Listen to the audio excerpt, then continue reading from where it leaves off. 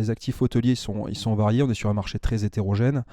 Donc avant de voir les investisseurs, en effet, on va voir déjà les hôtels en eux-mêmes. En effet, on a le marché parisien que tout le monde connaît, qui est demandé par tout le monde, les internationaux, les nationaux, les personnes privées. On a aussi des gros privés qui sont capables d'acheter des actifs parisiens avec très peu de produits. Donc ça, c'est le sujet numéro un, c'est qu'une demande très forte et une offre très faible. On est sur des critères d'investissement plus qui peuvent être très variés sur Paris, puisqu'on a en effet des clients qui peuvent venir du Moyen-Orient, ou la clientèle asiatique qui peuvent se placer sur des pricing assez élevés. On va parler des 10 premiers arrondissements.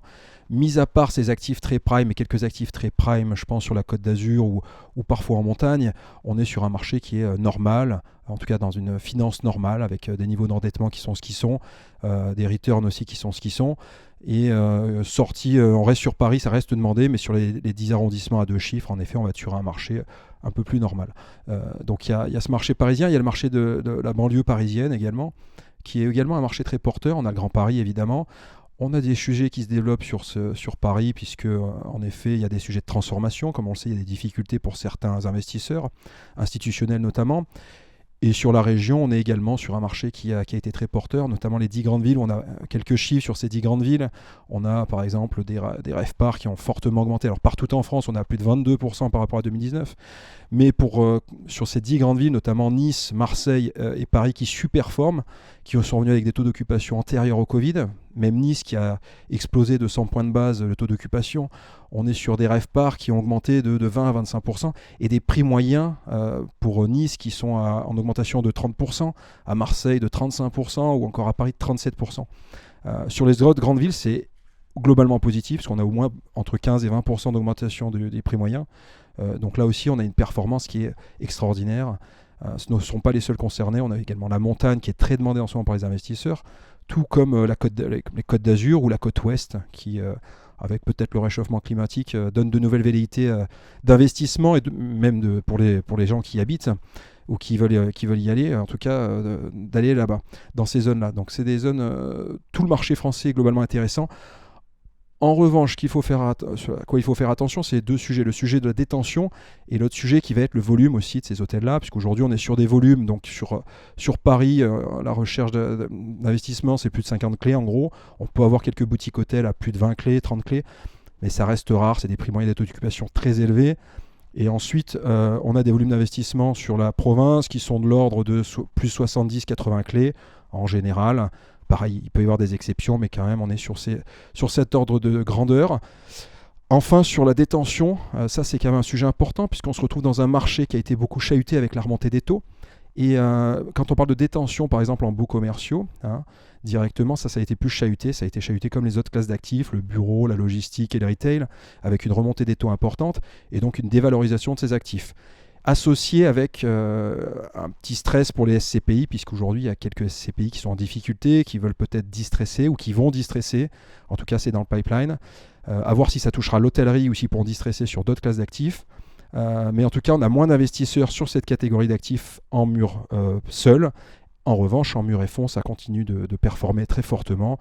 On a une demande qui est très soutenue sur le mur et fonds, et surtout on peut récupérer le bénéfice de ces investissements sur le fonds de commerce, qui lui se porte très très bien, ce qui ne veut pas dire que les prix s'envolent de manière illimitée, puisqu'on est quand même limité par la dette, son coût et la possibilité de pourcentage de l'effet de levier. Alors le marché français sur 2023, on va peut-être faire un petit rétropédalage rapidement sur 2023. Il s'est plutôt bien porté, on a un peu plus de 2 milliards d'investissements en 2023, c'est à peu près la moyenne des 10 dernières années en hôtellerie, donc c'est un marché qui s'est porté correctement. La grande différence, c'est qu'en 2023, on a eu 10 milliards d'investissements en Europe versus 20 milliards en 2019, pour vous donner un ordre d'idée. Donc aujourd'hui, en 2023, la France représente 20% du total d'investissement. Et ceux qui étaient les meilleurs élèves, entre guillemets, sont devenus peut-être les mauvais et inversement. On a le UK, en effet, qui a sous-performé pour des raisons économiques, d'exposition à des taux variables, contrairement à nous.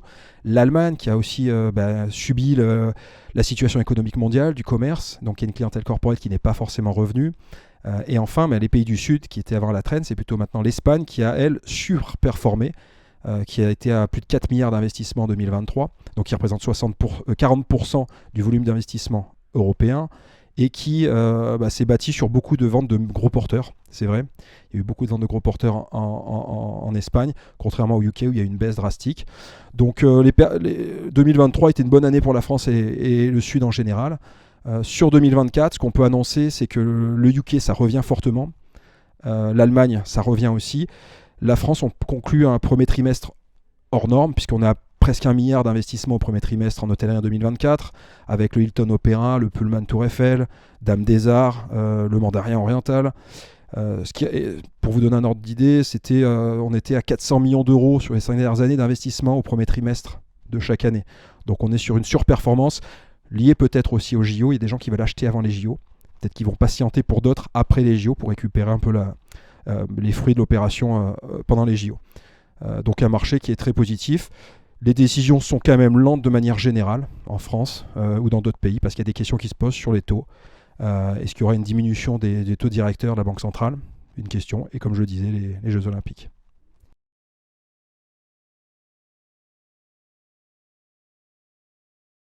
Eh bien, les ambitions sont toujours plus élevées qu'avant, puisque nous, au-delà de la situation qui nous paraît favorable à l'hôtellerie, on pense que ça va être pérenne. Donc, on veut encore augmenter notre force de frappe. Pour rappel, Christian Co, c'est quand même 70 collaborateurs dédiés à l'hôtellerie en Europe. On a 22 bureaux, dont 5 en France. L'année dernière, on a valorisé 7 milliards d'actifs. On a fait 100 transactions.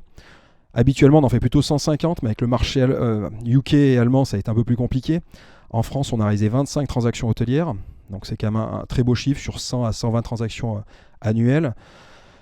Beaucoup de murs et fonds de commerce, quelques fonds de commerce, pas de murs l'année dernière. Et on est un acteur éminemment régional, historiquement. Donc l'ambition, c'est évidemment de renforcer la région. On a recruté un broker à Lyon, un pour le Nord-Est, pour renforcer nos équipes, un à Paris. Même si Paris, on a fait moins de transactions que certains concurrents, ça ne veut pas dire qu'on va le délaisser. Et sur la partie conseil, on est aussi très ambitieux, puisqu'on a une quinzaine de personnes qui sont en conseil en Europe, qui peuvent délivrer des recherches d'opérateurs, des due diligence, etc. Et là aussi, on a une volonté de recruter en ce moment 2 collaborateurs en plus pour venir alimenter cette équipe de 15 personnes européennes. Donc c'est une dimension vraiment, enfin en tout cas l'ambition de Christian Co, elle se porte sur le territoire national évidemment, mais sans oublier international, puisqu'on travaille main dans la main avec tous les autres pays en Europe, ce qui nous permet aussi de bénéficier d'une clientèle non seulement internationale, grâce à l'entrée du UK notamment, qui est quand même un gros point d'entrée, et aussi d'une clientèle parfois plus locale, puisqu'on a aussi des personnes terrain qui sont là depuis 10 à 20 ans chez nous en brokerage, hôtellerie, et donc ils peuvent délivrer un niveau d'expertise, je pense à nos clients important. L'ambition, c'est d'être absolument incontournable. Il ne peut pas y avoir pour nous de pitch où le client ne pense pas à Christian Co en région ou en Ile-de-France. Ça me semble complètement décorrélé de notre activité, alors qu'on est numéro 1 dans cette activité-là. Donc les ambitions sont élevées. Et pour le début d'année 2024, on a quand même réalisé à peu près une quarantaine de pitchs déjà en début d'année. Donc c'est un bon chiffre, on est très content. Après, les prises de décision sont un peu plus lentes. Ça c'est certain, mais on est en train de les transformer et on pense que ça va être une bonne fin d'année en tout cas pour nous. Et autre point important, c'est qu'on est quand même spécialisé dans les découpes entre guillemets de portefeuille hôtelier, puisqu'aujourd'hui on va chercher de la valeur sur les hôtels et on a la capacité de vendre des hôtels à l'unité partout en France avec un niveau d'expertise homogène. Donc c'est quand même notre grosse force de frappe pour 2024.